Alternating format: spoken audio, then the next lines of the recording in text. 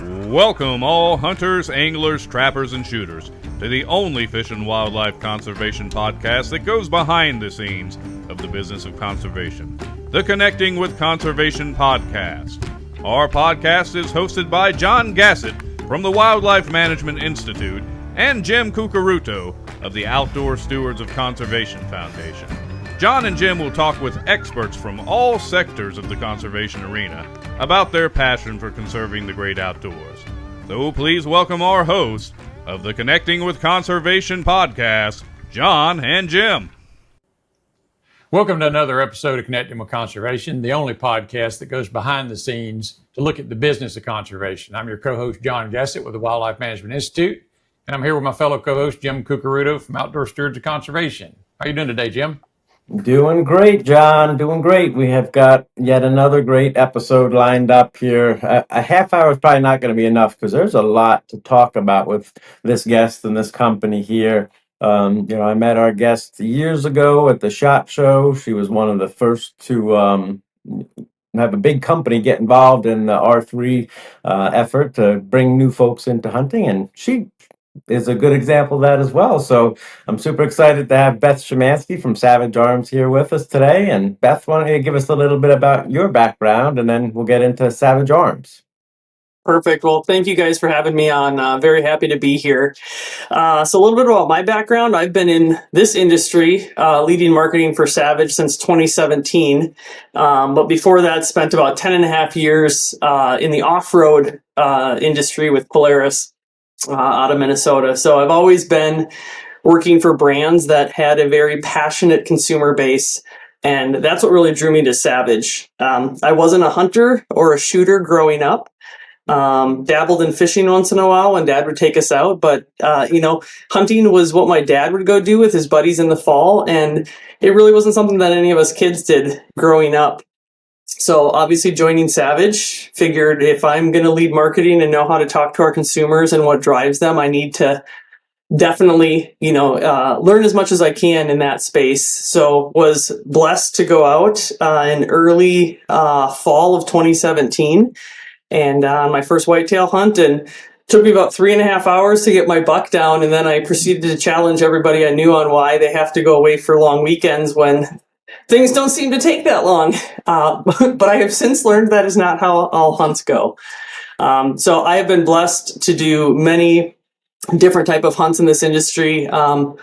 It took me walking up on my first buck for it to click for me. I understood the draw, the passion, the conservation aspect of it, and now, multiple chest freezers full of the wild game meat that I get to share with family and friends. So I have definitely dove all in the hunting side of things, and then obviously on the shooting side as well. So love to be active. I live out here in the Black Hills, so ample hunting opportunities for me. Like I said, I got my first turkey this weekend, couple more tags in the pocket for this spring. And then, just a beautiful area to be out here, and excited to work in this industry that allows me those freedoms to get to go learn a lot more late in my career. And it's been really, really enjoyable. Man, it's just great hearing that story. I get a little goosebumps just hearing you talk about your first walking up on your first buck. We all remember it, and it's so cool to hear those stories. But talk about the story of Savage Arms too. I mean, I've been in the industry 15 years, and I never realized how big Savage Arms was. A complete line of handguns, long guns, bolt action, semi-automatics. You got a broad mix of products. So why don't you tell folks a little bit about the history of Savage Arms and what's going on now? Absolutely. So we're actually one of the older gun manufacturers. So started in 1894. So just celebrated our 130th anniversary. And back in the day, we dabbled in a little bit of everything. We had rifles, we had handguns, we had shotguns. We acquired the Stevens brand in the early 1900s. But more recently, I think people would see us as, kind of what we call it is the working man's hunting rifle. The Axis platform, the 110 has really been our bread and butter. And I feel like that's what people know us for. And that's not a bad thing. Out of the box accuracy, is a phrase that is used a lot with our products. But over the last 20 years, you've seen a shift to more focus on innovation, technologies, safety features, and ultimately providing the best shooting experience for any type of hunter or shooter. From Acutrigger, which is probably one of the bigger innovations in the industry in the last 25 years, to what you talked about, Jim. If you haven't been following Savage, we do now have American-made semi-auto shotgun. We have the only American-made straight pull centerfire rifle. We do have a complete line of handguns, and it's really a testament to what our leadership has done, knowing that, for us to grow in this industry, because we all know what is happening with the hunting and shooting trends, we have to be a complete player. And up until probably 5 years ago, we were only playing in about 50% of the available firearms market. That's since changed with the addition of things like our conceal and carry stance line, 1911s, the Renegade shotgun, and then our impulse straight pull rifle. So if you haven't seen us for a while, we probably look quite different than we did 10 years ago. Well, it's interesting. I was looking at your website before we got on. I didn't, some things I didn't know is y'all, when did you purchase Stevens and also Fox? But the other is that and things I really didn't know, and I've been doing this industry stuff for quite some time, is y'all actually made 30 and 50 caliber Browning automatic rifles for the military. I don't know if you still do that or not, but that's kind of a cool fact that a lot of people probably don't know about Savage, Yeah, if you're ever out at our factory and you walk through the front door, it is a step back in time. We have an entire room full of guns dating back to the 1890s. You see some of the Enfield rifles. We built over 1 million back in the war for the United Kingdom, and there's just a ton of history in there. And you've seen where we've been. Our Arthur Savage, who started us, was a very inventive guy. And you see a lot of things that we tried and failed at, but there's a lot of persistence in, the culture that we are today. And you see that in the lobby when you walk in our front door. So speaking of something you didn't fail at, and it's what really got Savage on my radar screen was Acutrigger. And I know that's, one of your most innovative products, but tell folks who may not understand what that does and what it is. Tell us a little bit about it, because it is the thing I sort of associate with Savage. They're synonymous now, I think. Absolutely. So Acutrigger was invented 2002. We launched it in 2003, and it's really a safety mechanism. It's a blade that's in the trigger that has to be fully recessed before the firearm will go off. One, it helps with learning your trigger. So for younger shooters or new shooters, it's a great tool. But the biggest part of it for us was we want to be able to give people an opportunity, one, to know that their firearm is safe, have confidence with it, but then also give them the ability to make it theirs. So it is a fully adjustable tool, as are a lot of other things on our firearms. So like you said, we just celebrated the 20th anniversary of that. That was a big moment for us. It really helped us take a step forward in the industry. People, we didn't have a ton of innovation. We did things really well. We made a lot of firearms, but I think Acutrigger was really the first thing that helped people see us as maybe a more innovative company. And I think you see that today, because you'll see a lot of other type of triggers that are, emulating that Acutrigger functionality. Yeah. Well, I tell you, for the listeners out there, every time that you buy a Savage product, whether it's that 1911 handgun or a polymer handgun or a bolt action rifle or a pump action shotgun or semi-automatic, every single time you buy one of those, a portion of that goes to support conservation. The way it works is, you purchase that product, and a portion of that goes to the state DNRs, whether it's, Massachusetts DNR, where Savage is located, or Alaska DNR, right? And they'll use those funds to build shooting ranges, to do hunter education, to buy lands for not only hunters and target shooters to access, but for all Americans to access. So, hey, thank you for being the ones that are funding all that stuff. It's a broad mix of things that folks are, funding, those wildlife biologists that, study diseases in animals, manage for healthy populations, set hunting regulations. So we want to say a big thank you to Savage and Beth and all those folks for continuing to, write those excise tax checks to support conservation. And actually, Savage, is, I think, the first double dipper here for connecting with conservation. We started connecting with conservation as a video series where we'd go tour factories with state DNRs, and we did that a couple of years ago with Savage. Toured their facility, had the mass wildlife folks there, and talked about how when you buy a hunting license, you're supporting conservation. When you buy a product, you're supporting conservation. And now we turned it into a podcast, so we've got Beth on for that. But talk about double dipping. I think Savage does more than most companies on supporting conservation nonprofits. I looked on your website. You got a long list of folks that you work with there. So talk a little bit about some of your conservation partners. Absolutely. And, obviously, like you talked about the excise tax, that's a huge part of what goes to support. And I feel, like your video series, Connecting with Conservation, it was an education piece. We know about this, us in the industry know about it, but, John Q. Hunter, who's buying our products, may not know how far his dollar is really going to help on the conservation aspect. So one of the things that we've taken on as a brand, one, being a firearms manufacturer, we are somewhat limited in how we can advertise, how we can reach consumers if it's focused solely on our products. So we've really tried to take more of an educational role. And we do that, one, through partnerships. Pass It On, Outdoor Mentors is one.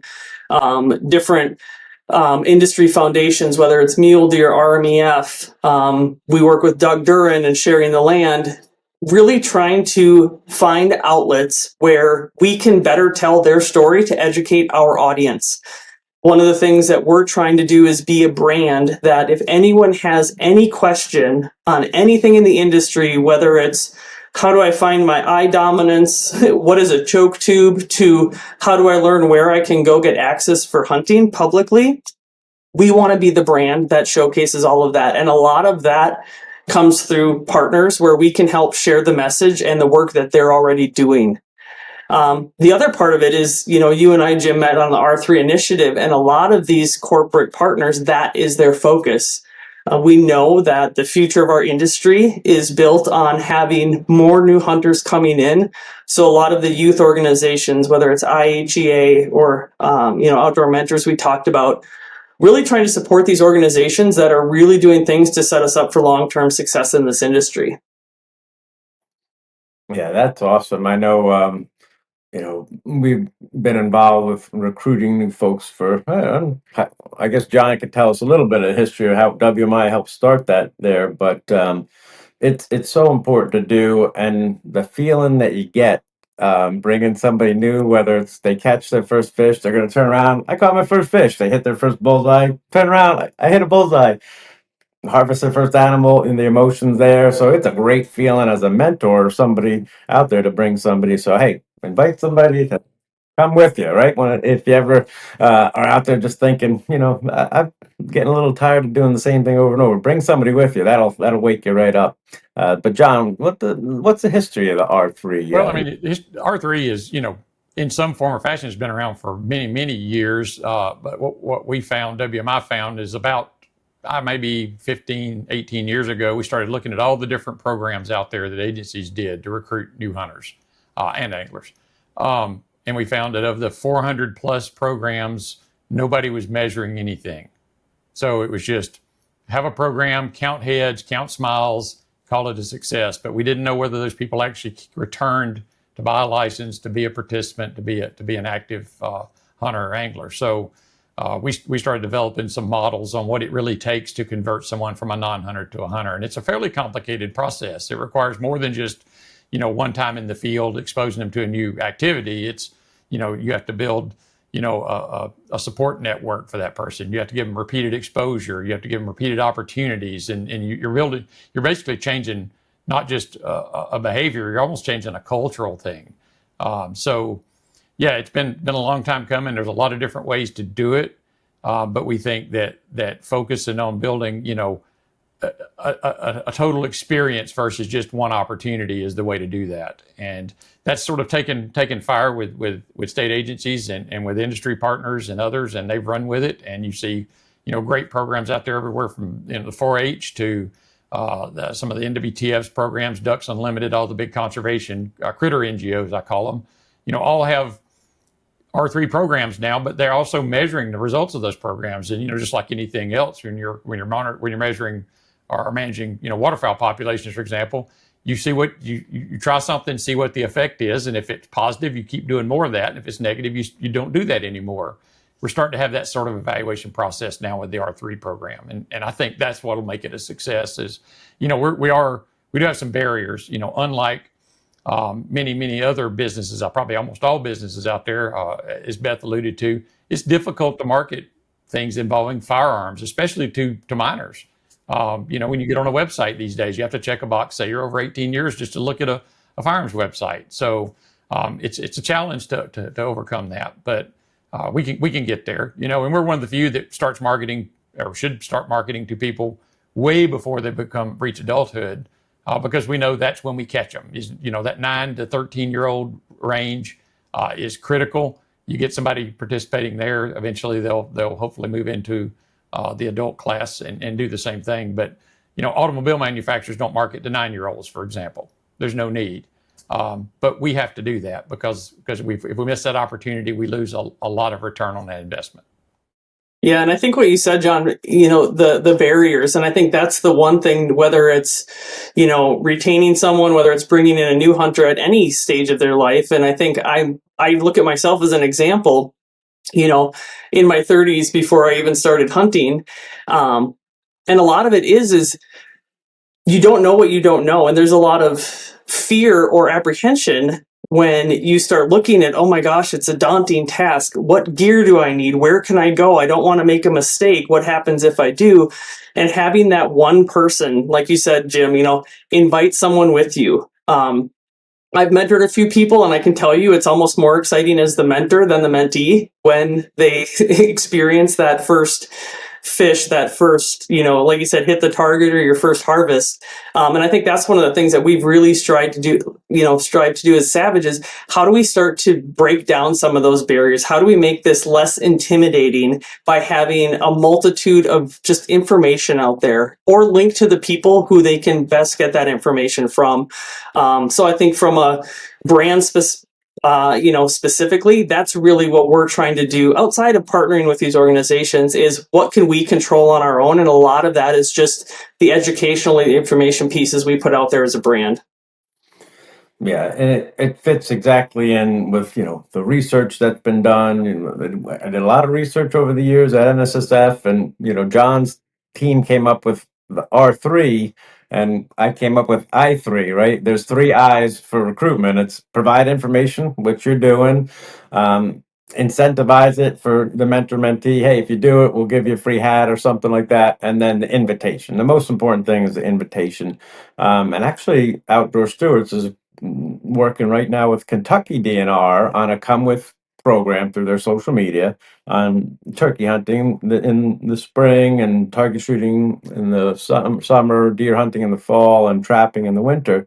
And just the turkey hunting one, they have about 310,000 active hunting license sales buyers. They sent out an email saying, hey, ask somebody to come with you. They've generated $3.2 million in license sales. And a lot of that is people that are already going to go hunting, but it was like 300,000 in reactivation. So just the thought of, do something different, bring somebody with you because you're going to love the experience. So we know we're onto something. We don't want to grow. We don't want double participation and, have no places to go. But the more people that are out there buying licenses, that's $1 billion a year in hunting license. $1 billion a year in excise taxes from guns and ammo. That gives more ammo to the state wildlife agencies to buy more land, to manage that land properly, to improve habitats. So it's a great cycle, and we definitely want to keep that ball rolling for sure. So I guess, since you're relatively new, I'm curious, what's your favorite, thing to go after, when you're hunting? What's on your favorite thing to do now, and what's on your wish list to do moving forward? I am a big game hunter. I started with whitetail, moved into mule deer. I've been on one elk hunt. I've been blessed to go up to Alaska, to go after caribou a couple times. And for me, it's more where hunting takes me.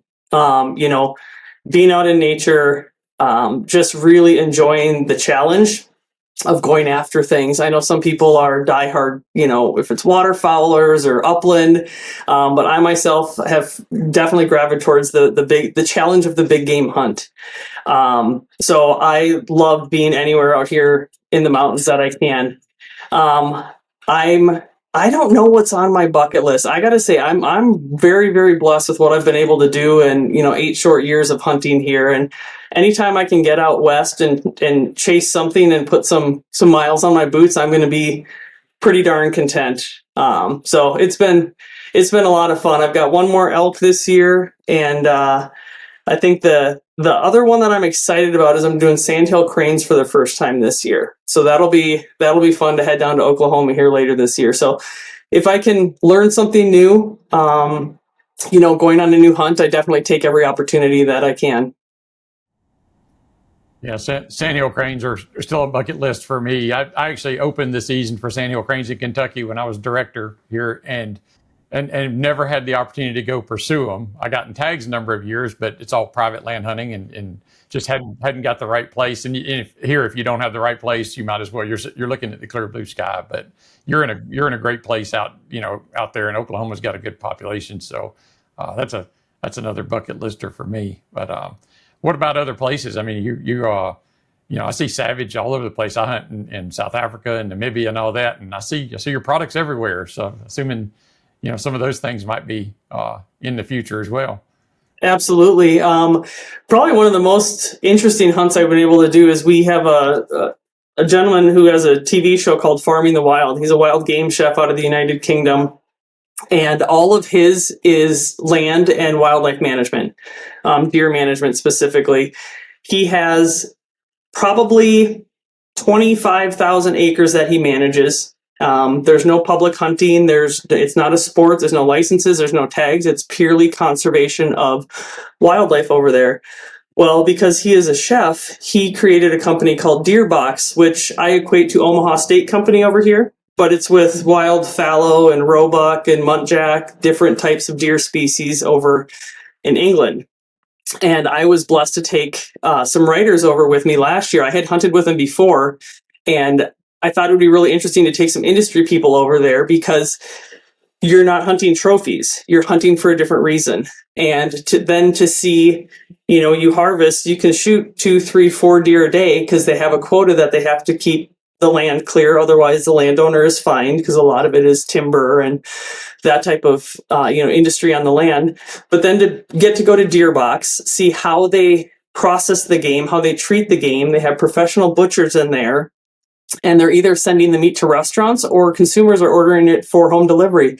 So to see how they've taken wild game and normalized it is really, really fascinating. And it was really fun to get to take some industry people over there. But like you said, our products are everywhere. We've got great distributors, Australia, New Zealand, all over Europe, and even down, like I said, South Africa and some other countries over there. So we've got a pretty good presence. I have not done the Plains game or anything yet over in Africa. That is definitely a bucket list.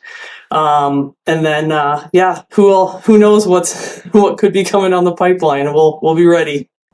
Well, it's interesting you mentioned the wild game, the food aspect of wild game, because I think that's one of the biggest positives for new hunter recruitment, especially with younger generations. They get less excited about the trophy aspect as some of us older folks do or did, but they're very excited about locally sourced protein. They like the idea that they can go 30 minutes in their house and provide for themselves and their family, and they go home and cook it. And there's now tons of recipes and YouTube videos and all that on how to prepare wild game, so it doesn't end up tasting like an old shoe. which we know can happen very easily with game. It's very lean, so it dries out quickly. But yeah, that's a huge draw now for these younger generations is, the locavore movement, locally sourced protein. And we've had good luck, producing, how-to videos and videos, emphasizing that aspect, and they're very well received. So. And I would say that was probably my biggest fear is, being in this industry, I'm taking writers or industry people out. So my first, I don't know how many hunts were guided hunts where I asked to get my hands dirty, but you're not always the one in there doing the work because you're on a structured industry event. And I would say that was my biggest fear factor is I've shot an animal, now what? Because I didn't want to waste the meat. I didn't want to do something and screw up. And I think that's probably the biggest thing that I've had to overcome. And like you said, YouTube, you can learn anything you need to on YouTube. We actually have a section on our blog on our website called, a bunch of wild recipes, wild table. And it's just any type of meat. I think there's even raccoon on there possibly. But really just helping people, like you said, bring down that fear factor. It's like, you can do this, it's good. Just take your time, be patient, and use the resources that are out there to help you learn and be confident in doing whatever you need to do in the field. Kentucky, we did a video for Kentucky Field one time where we actually brought in a professional butcher, and he showed on camera how to take a deer apart. And the first thing that amazed me was that I've taken hundreds, if not thousands, apart. It was how quickly and efficiently he was at it. I'm still not that good, and he's, I've done lots of them, but he literally in 15 minutes he had it from, a dressed carcass to, boned out meat on the table, ready to cut into steaks. And it's like, how did you do that? But that's what he does all the time. And that video received more views than anything we ever produced at Kentucky Fish and Wildlife. Yeah, and the thing I've learned is that, there's not just one way to do it either. It's like find what works best for you. I've hunted with enough people that do things kind of their own way. So like you said, if you've got mentors out there that are willing to help, and that's what I found in this industry is there are no dumb questions. You can ask whatever you want, and the willingness that people have to help educate and help you along is probably one of the biggest things that surprised me being in this industry. Yeah, and we want to educate folks with our podcast. And one of the things we didn't talk about very often in our past episodes is not only do hunters, not tax the food supply chain because we feed ourselves, our friends, our family, we are the number one providers of wild organic protein to feed the hungry in America. It's a great, great story that we just don't tell, right? There's a whole network of, Hunters for the Hungry, state DNRs. I will give credit to Mass DNR for their, program on feeding the hungry. But it's something like 60 million meals are donated by hunters, to provide that quality protein to food banks across America. I mean, there's something like 30 million people that are under the term food insecurity. They don't have enough to eat. And if hunters can continue to do that and even expand it, when the opportunity's right, if there's too many deer on the landscape, you have an extra tag, donate that deer, learn more about it. We have a program called Donate a Deer. National Shooting Sports Foundation has something called National Wild Game Meat Donation Month. Look those up and, and use your Savage to take an extra harvest. And you get to shoot more, you get to hunt more animals. You fill your freezer and there's hungry people that need locally sourced protein, go take another one. It helps manage populations as well. So I will just want to ask one more thing. Hunting, we talk about hunting, and I saw now Savage also has a suppressor line. So it's so important for ear protection and hearing protection to, use a suppressor when you're out there. So talk a little bit about, how that came about. Absolutely. So obviously, I think anyone who's been in the industry, I think you can tell the guys who've been in the longest before suppressors came around when you're talking to them at the shows. But it was like, I mentioned earlier, we want to be a complete player in the firearm space. And obviously, hunting is our bread and butter. That is our heritage. And we had the opportunity to partner with the company to do a Savage branded line of, what we're calling the Acucan. So we have a little 22 caliber, we have a 30 caliber, we have a 338 Lapua caliber. We did the 350 Legend caliber, and then actually just today we launched an actual over the barrel suppressor, which slides back over the barrel, and it only adds 4 inches to the end of your gun instead of the traditional 8 or longer. And these are primarily hunting suppressors. And like you said, there's so much benefit to it, obviously to the shooter themselves with the, suppression of the noise, but then just to the surrounding, to the wildlife. You don't spook your game.